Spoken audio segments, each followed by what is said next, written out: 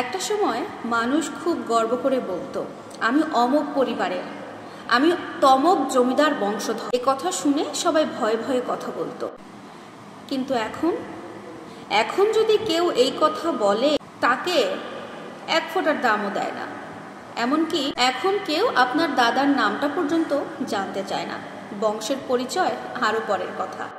এখন জানতে চায় আপনি কে, আপনার ব্যবহার কেমন।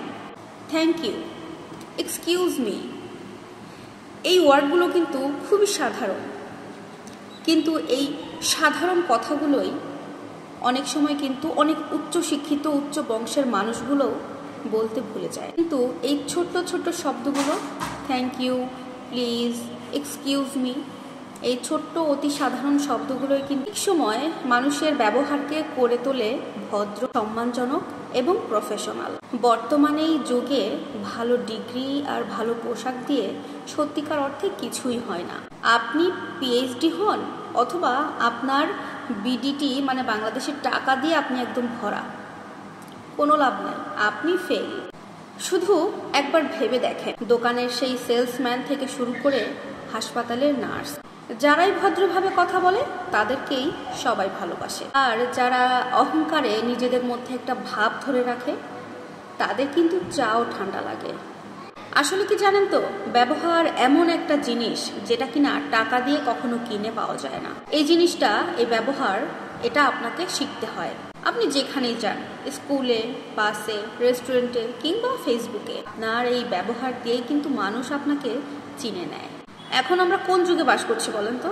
এখনকার সময় হচ্ছে স্মার্টনেসের সময়, স্মার্টনেসের যুগ। কিন্তু শুধু মোবাইল ফোনে স্মার্ট হলে তো হলো না, কি না, আপনাকে ব্যবহারেও স্মার্ট হতে হবে, বাস্তব জীবনে স্মার্ট হতে হবে। আপনি অপরিচিত বা অন্য কারোর সাথে কথা বলার সময় আপনি করে সম্বোধন করে কথা বলুন। কথার প্রসঙ্গে ধন্যবাদ বলুন, তাকে অ্যাপ্রিসিয়েট জানান। কারো যদি কোনো ছোটখাটো ভুল হয়ে থাকে তাহলে তাকে মাফ করে দিন। তখন দেখবেন আপনার চারপাশে খালি পজিটিভনেস একদম ঘোরাঘুরি করছে।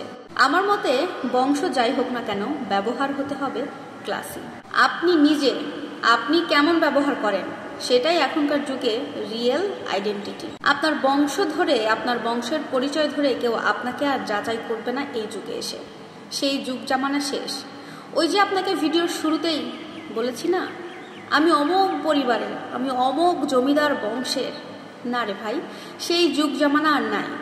আপনার বংশের পরিচয়, আপনি কোন পরিবারের, এগুলোর উপর ডিপেন্ড করে আপনাকে কেউ গুণ বিচার করবে না আর। এখনকার যুগে সরাসরি আপনার পরিচয় কি, আপনি ঠিক কি করেন, আপনার ব্যবহার করেন, আপনার আইডেন্টিটি, সব কিছু আপনার উপর নির্ভর করবে।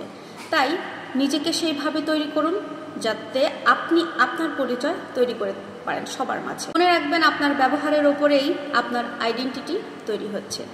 ভিডিওটি ভালো লাগলে অবশ্যই লাইক, কমেন্ট, শেয়ার করে আপুর পাশে থাকবেন। আল্লাহ হাফেজ।